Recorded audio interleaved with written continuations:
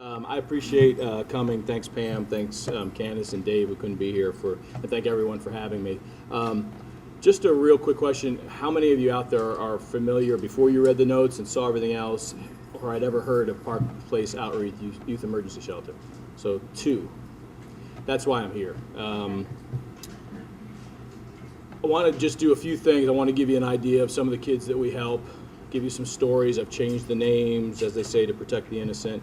And truly they are innocent, and then kind of give you an idea and some statistics, why I got involved, just to elaborate a little bit more, and then give you some information on the home. And anytime you have questions, please feel free to interrupt me and kind of make it interactive. We got a small enough group, and I hope that the group isn't so small because they knew who the speaker was going to be. I won't take that personally, so I guess we're okay. So the first story is, about a girl, 16, we'll call her Brittany. She was dropped off by her best friend's mother at the shelter. These are true stories. Her best friend's mother dropped her off at the shelter. She walked up to the door, knocked on the door. We took her in. The counselor found out that she had been beaten earlier in the week by her father using a belt because he accused her of stealing items from his girlfriend. So Brittany had admitted that she had stolen before. She wasn't Miss Innocent, but in this case she had done nothing. We took her in, we filed reports with the police, with DFACS, made her comfortable, took pictures of her black and blue eye and bruises on arms and legs, got her appropriate clothing and food, and made her comfortable. That's one instance. Another story, Angela, age 17. Angela was living with her mom. Her mom was bipolar. Mother decided she didn't want to take her meds anymore, and also at the same time decided that she didn't want to have anything to do with Angela. So Angela at 17, unto that point, had been taking care, and most of her time taking care of her 12-year-old sister and her 5-year-old brother. That's really, her situation was better in that environment than it was previously. She had previously lived with her father, where she was molested by her stepbrother since she was 4 years old till she was 8. She told all family members, and which often happens, no one believed her. Went to her mother, and then wound up at Park Place. She walked up on her own. Amongst all this, Angela, at this point, even dealing with all the traumatic issues and going through counseling and everything else, continues to maintain a B average. Looking forward to going to college, and she wants to become an Army doctor in pediatrics. That's two. There's plenty of stories. I've been at the shelter where a young boy was in such a hurry he showed up with no shoes. And so we had to give him clothing and shoes. I mean, how much of a hurry do you have to be in that you can't even put your shoes on? I don't know what's going on, but these are just kind of true stories. And walk-ups and runaways are only a small part of kind of what we do. So as Pam had said, we started off as a Savannah Runaway Home, but we changed the name because that was only a small part of what we did. We have kids come to us that maybe are in situations where their parents or their grandparents can see bad behavior coming on, wrong decisions about to happen, and we know people that just say, I don't know what to do with them. If anybody's had teenagers, they go through rough times, nothing like this, I hope, but bless you. But they bring the kids to Park Place and they say, look, I don't know what else to do. So we go through counseling, we do parent classes. We graduated over 150 parents last year, which I think says a lot for these families that actually want to come and learn, how do I better handle the situations that we're facing with the kids.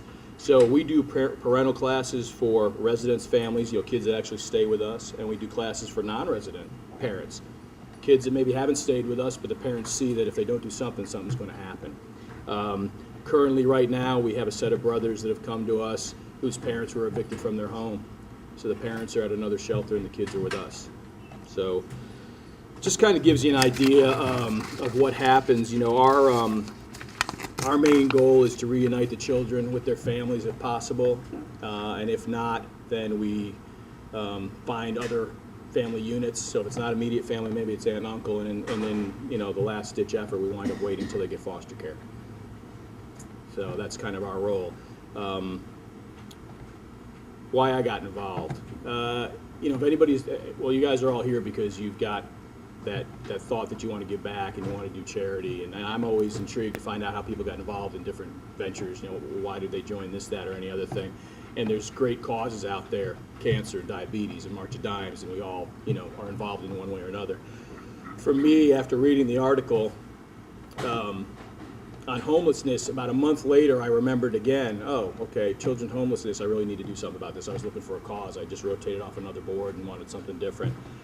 Well, if you think about it, I probably would guess that the picture of homelessness for any of you is going to be a man or a woman at the end of the Truman, on the off-ramp, or down by a bridge with a sign.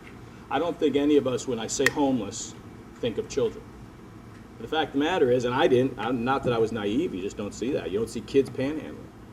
So to me, having two teenage daughters, I could not envision my kids being out on the street. And so that's why I got involved, because that was something near and dear that I really could feel I could affect, that I could make a difference because it's local. You know, I know where my energy's going to go. I know where my money's going to go. I know that my efforts are going to be, going to be useful. Any questions at all while I know I've got like 5 or 10 minutes, so I'm going to try to squeeze this in. Just some stats. 1 in 50 children in this country are homeless. 22% of children in Georgia are living below the poverty line. In Savannah, Chatham County, as of 2011, almost 27% of the children living here are living in poverty. Most of the children, and this comes from Linda Hiltz, our executive director, this is a fact, that most children within 24 hours of leaving their home for whatever reason will turn to prostitution or drugs to survive. Because there's nothing else they can do to have money to eat and do whatever. So that's why it's so important. On Park Place Outreach, we were established in 1984 as a Savannah Runaway Home. In 2008, we moved to our new location on East Henry Street.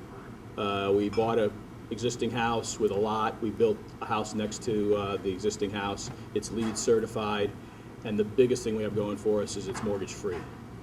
We raised enough money to have no debt, which is important when you look at a lot of organizations in town and you think about helping out, and the biggest problem is the debt, and a lot of times, it's tough. And we see a lot of shelters in this town have gone by the wayside. Hope House, St. Mary's, a lot of things that have struggled.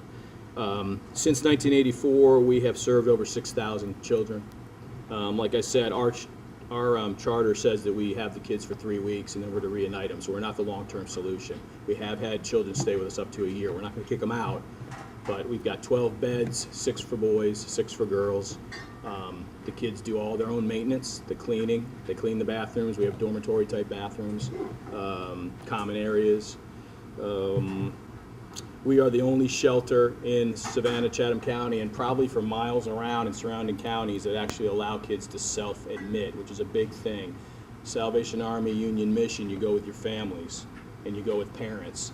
Ours is the only place where a child can walk right up, 11 to 17, no matter what. We're in the schools, we do PSAs, that's how they hear about us. And they could show up anytime, 24 hours. We have 2 counselors on call all the time.